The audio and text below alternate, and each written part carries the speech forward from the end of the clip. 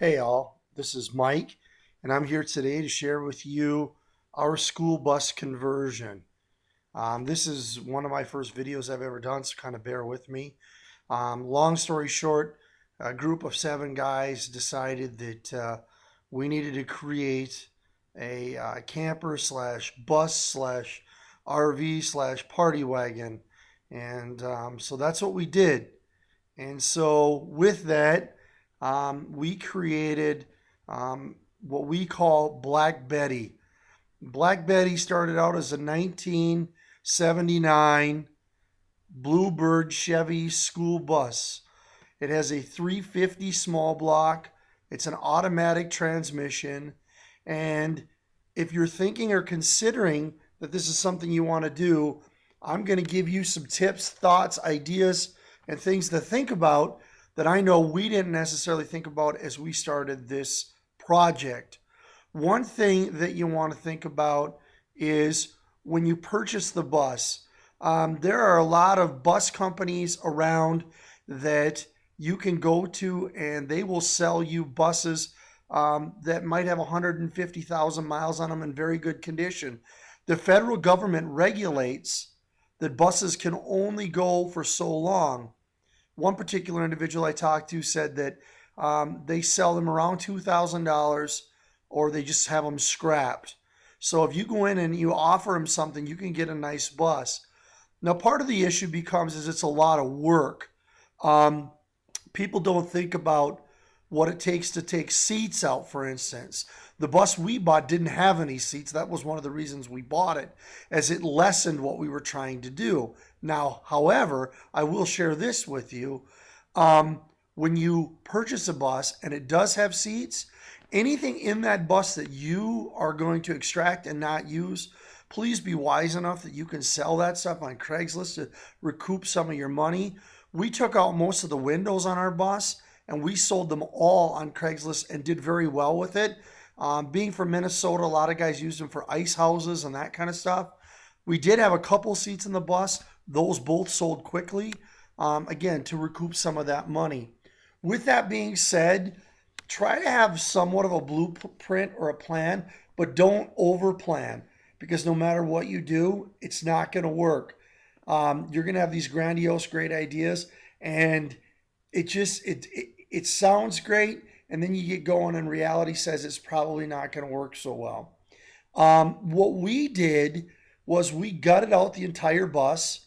We didn't worry about the motor, anything, chassis, anything. We just said our focus is going to be the inside. We went to the rear of the bus. We had a basic concept. Our bus was about 40 feet in length. We took the first 6 feet from the back to the front, or 7 feet, and we made a bunk room. Okay? And what we did is the entire bus from front to back, before we did any framing inside, we framed the walls. And I know that sounds funny. We just used 2x2s and metal screws to the wall. And we tongue and grooved the entire bus from the front to the back. And then the back part, going up where the emergency door was, we got rid of that. And then what we did was we tongue and grooved the ceiling. We ran a beam from the front, a 2x1, from the front of the bus all the way to the back, the center part of the ceiling. And what we did was we connected and we ran tongue and groove to the middle and made what looks like a vaulted ceiling. When we got that completely done, we then went and made our rooms. So we took the first 7 feet from the back of the bus to the front and we made a room. Within that room, we put 4 bunks. Now, the top bunks don't have a lot of room, nor do the bottom. But if you're going to use it for sleeping quarters, that's what we did. The second room is the same. No, it's not the same size. The second room is about 12 feet. What we did there was we only put 2 bunks, low bunks, and then in front of the low bunks, towards the front of the bus, at the foot of what would be the bed, we created on one side an area where we put an air conditioner in and some storage. And on the right side, we created a little area where we have a bathroom. It's not very big, but it works. Then you go through that room and then you go to the front of the bus. I know it's hard to explain, but if you look at the pictures that I've put online here, you'll get an idea. The video that I have shows a pretty good idea of what we have as well. If you look at the video, you'll see that at the back of the bus as you walk forward, it's in rough shape. You see the windows that are boarded up. That eventually was all covered by sheet metal. You'll see an electrical box out. We hooked up electric inside the bus. You'll see a septic unit underneath. We cut the big long pipe hanging out off so we didn't have that hanging out. And then we have that sliding door was taken out. We had a custom door made. And there's our tongue and groove pine.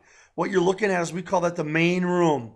As you walk in the main room, you'll see how the wood is all tongue and groove. And if you see open spots, that's where furniture is now, where there is no wood. This is dark. This is kind of a horrible video. That's where the air conditioning comes out. Now this is, you're walking into this dark abyss, is the first room. You can't see anything. Then it go back to another room. We tinted all the windows to try to reduce the heat issues. And so with that, that worked pretty well. So you kind of get a concept of what we were trying to do within the bus. We got all of our seats from pull your own parts. We got captain's chairs out of conversion vans. Trying to think what else we did. Our driver's seat, we had a friend that was a trucker, and he got us a driver's seat for it. Just all kinds of stuff. We created a bar inside. We have running water inside. These are all things that you can do, and it's all about your creativity. But one of the coolest things that we did was we decided, let's take this bus and get it re-sheet metaled. So we brought it up the road. Now you got to remember, we had 10 guys involved, and everybody was going to throw a few $100 in. We got it sheet metal. The guy custom sheet metaled the whole thing, put in some drop-down doors on the outside of the bus for storage, and created our side door. The whole works. And at the end here, I'll show you the final photo. And it works. And then we brought it and had it decaled. I have another friend of mine who does custom decaling. Now, we didn't get a big bargain on that, but we felt like we really wanted this thing to set a statement. We probably all entailed have about $6,000 into the bus. We recently had an offer for $10,000 for it. We painted it black. We went and got implement paint. I'm a painter by trade, house painter, but we got implement paint. We used my paint sprayer, put a super fine tip on it, and you could rent a paint sprayer at your local rental, practice a little bit. You put on a super fine mist, you turn the pressure way down, and you put it on, and it is as good as any paint job you're going to get that you're going to pay thousands of dollars for. If you want the perfect job, then you're going to pay $5,000 to have it done. And most people don't buy schoolies for that reason. So with that, we got it painted. We had the logos put on, and we have taken it to events all over the Midwest the last 2 years. And every single place we go, we get people that come up to us and ask hundreds of questions. We've had thousands of pictures taken of this bus. It's been the most fun we've ever had.